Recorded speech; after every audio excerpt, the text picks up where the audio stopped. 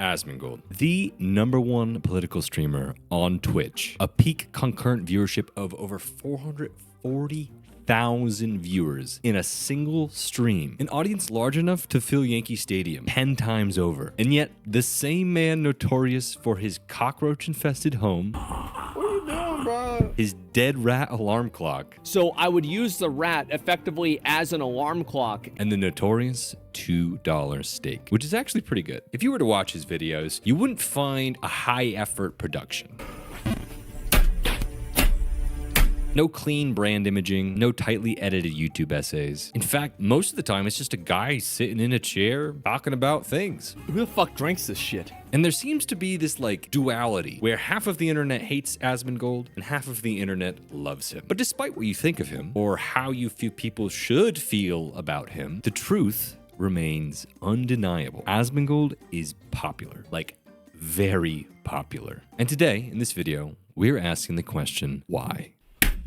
Fuck! Before we begin, let me assure you that this is not a fan video. However, it is also not a hate video. I've been watching Asmongold's content for well over a year now, and despite with not agreeing with every single thing he says, it's impossible to not recognize his impact, his influence, and just above all, what makes his content so successful. And so the better question isn't really why is Asmongold popular, but rather, for me anyways, why his style of content resonates with so many people. And so it's time to stop thinking of Asmongold as an outlier and do what we do in medicine when we're dealt with anomalies, and to start thinking of Asmongold as a case study. It is really anomalous to encounter anything resembling authenticity on the internet nowadays, especially because the internet is kind of built entirely on an ecosystem of optimization. Nearly all platforms, especially YouTube and Twitch and TikTok, they reward very specific behavior. Awareness of the algorithm, or in other words, awareness of the audience, awareness of optics, tones, risk. And once a creator kind of becomes aware that they're being watched, something fundamental changes how they speak. Literally, watch almost any video on the internet, including this one. I'm reading from a script right now. Most creators don't talk the way people talk in private. And that's because private conversations are tangential, are rambling, are sometimes wrong. They sometimes circle back on one another. They're criticized. They're constantly under this sort of skepticism. There's a lot of things that happen in private conversations that are not super obvious, or rather are not desired to be expressed in a very stylish, sophisticated, viewer-retaining video. But I digress. I'm going to go back to my script. The people on the internet that talk mostly are people who talk like they're on stage. They choose words carefully. They hedge their opinions. They soften statements before anyone can object. They insert little disclaimers. They preemptively apologize for things no one has even objected to yet. In other words, it's almost as if they're speaking to a room full of people, because they kind of are. What that awareness creates is this paradox. The moment someone becomes conscious of an audience, they kind of begin performing for it. And it's not necessarily in a theatrical sense, but really kind of in a defensive one. Speech becomes less about exploration and more about damage control. It's less about thinking out loud. It's kind of more how do I not say the wrong thing that's going to ruin my career? And the sheer vulnerability of that position, it's very difficult to overstate. To speak publicly on the internet is to place your thoughts into this environment where they can be clipped, they can be reframed, they can be stripped of context. People can literally just judge one random moment in your video, make an opinion on it, share it with sometimes millions of people, strangers all across the world, and now your identity is associated with this clip that has a specific connotation, and all of a sudden, you're this criminal online. The point here is really that criticism isn't hypothetical, it's inevitable, and it's often disproportionate. It's impersonal. And here on the internet, it's permanent. So most creators do what they should do. They respond rationally. They clean their content. They sand down their edges. They replace conviction with neutrality. And they optimize content for safety. And it's not cowardice. I don't blame people for doing this. It's just all about self-preservation. An example that I can give is that one day, I decided I wanted to make a video about how fed up with med school I was. In that video, I cited some real life examples. I spoke tangentially, how I would maybe speak to an audience of my friends. Well, what do you know? A couple days later, I get an email from the Honors and Professionalism Council about how I have a meeting now about how I am not professional. So honest content has risk. It has consequences. There's a cost to being truthful. And so when criticism is constant and scalable and algorithmically amplified and everybody can see it, and it's like the safest possible strategy is how can I minimize exposure? You really start to just try and survive misinterpretation. People start to frame opinions so broadly that like nobody can meaningfully object. And so there's no argument. It's like removing risk before risk can even like remove you, really. But I believe that the cost of being risk averse here on the internet and not being honest and truthful about how we feel about things, that strategy has very subtle and cumulative costs that we're starting to see. The more creators optimize for cleanliness, the more their speech begins to homogenize and kind of resemble everybody else's. And then it's like, what are we even doing here? Everyone kind of passes through the same invisible filter. It's not because they're dishonest necessarily, but it's because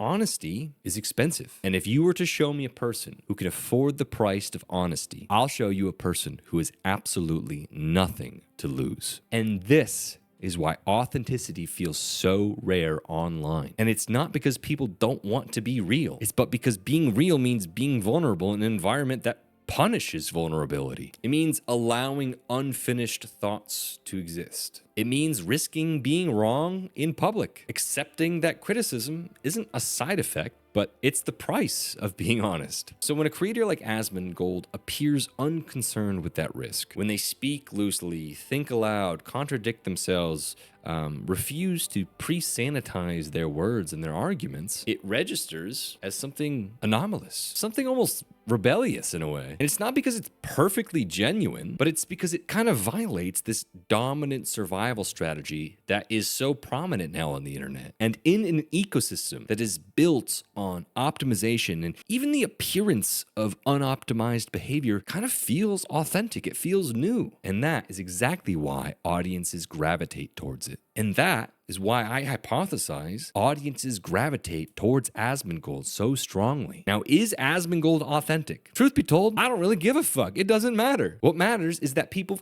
feel he's authentic. And in an era starved of authenticity, there's no better place to get your fill than to just watch a regular dude in a regular house talking about regular things. Second pillar of Asmongold's popularity is something that can best be described as the audience proxy effect. At its core, the effect is very simple. Asmongold doesn't primarily function as this originator of ideas. In fact, many of his ideas are kind of dumb, except for that Call of Duty campaign idea. That shit's bomb. But instead, he functions as a stand-in for an audience's internal monologue. He says out loud what many viewers are already kind of thinking and feeling privately. And he does it in real time. And that distinction kind of matters. I mean, like, think about what makes Donald Trump so popular, right? It's not because he's like a stand-up guy, right? It's only that he caters this like external perception as a voice of a silent majority of individuals who feel neglected by an institution that was built to pay attention to the needs of its people. And most creators approach content almost as presenters. They arrive with a predetermined position, a narrative that's already structured, and a conclusion that's already reached. And even when they react, they kind of react with intention. Their responses are curated, their emotions are managed, and their content is shaped. It's shaped for clarity and safety. And Asmongold, by contrast, reacts and creates content as if his audience is sitting next to him, not beneath him. He pauses, he rambles, he interrupts himself, he backtracks, he repeats points. He gets frustrated in the middle of thoughts because he's like unpacking all of this like real-time frustration about things. And it's not that this is like a hallmark of strong rhetoric, but it's hallmarks of recognizable human-to-human cognition and interaction. And so to the viewer, it's less like they're being spoken to and more like they're being spoken with. And that's kind of this audience proxy effect. It's powerful because what it creates is validation rather than information. Because truth be told, I don't really watch Asmongold for information. I mean, I do learn a lot because he's constantly streaming a lot of like random news outlets over the world, but it's not like his opinion teaches me a lot about the world, okay? But it is interesting to see kind of how his internal monologue caters and nurtures what, I mean, Sigmund Freud described was kind of like this, like the id, which is like this internal feeling that we all have, but we create defense mechanisms to pretend don't exist. And so Asmongold's content is kind of like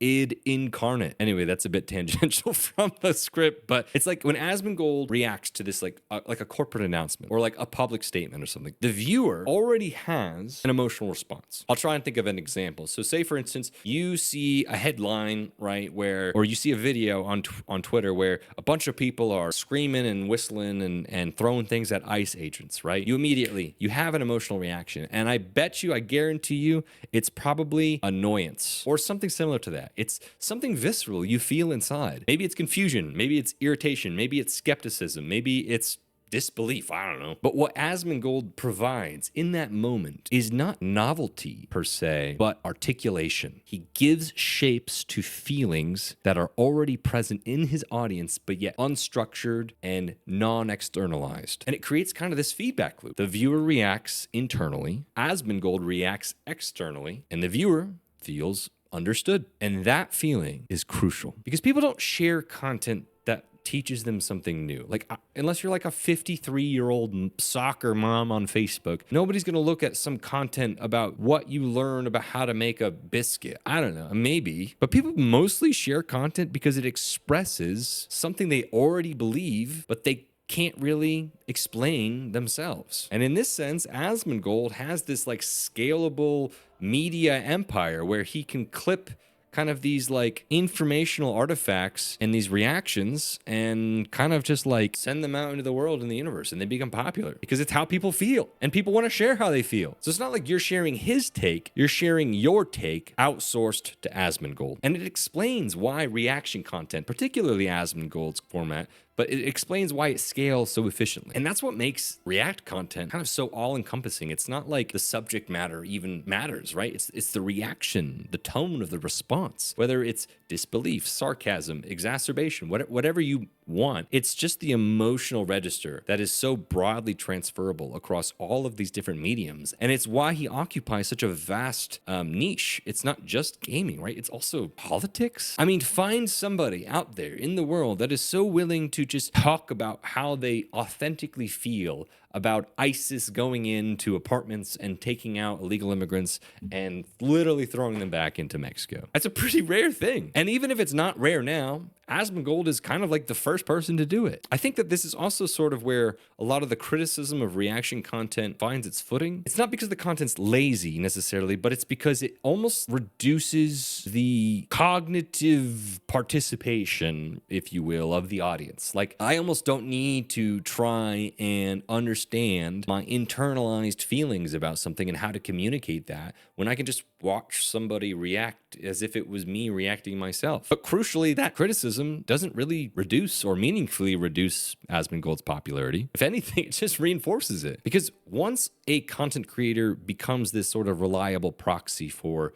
how somebody feels, right? Disengaging from that almost feels as if you're like, I don't know, throwing your car keys out the window. And in that way, the audience isn't just watching Asmongold, they're almost using him. They need him. Asmongold's influence isn't about being the loudest voice in the room. It's about being the one that people recognize. He doesn't just react for the audience, he reacts as the audience. And in an internet economy that kind of rewards recognition over revelation, that might be the most powerful position a creator can occupy. But to understand why Asmongold is so popular, you eventually kind of have to stop talking about Asmongold, because it's not him, it's like what he represents. And what he represents is not like this exception to the system, but it's almost like a revelation to the system. He is like waking people up from this like slumber within the matrix almost. His success exposes this deeper shift in how audiences relate to media, to authority, to popularity. I mean, like, everybody used to think that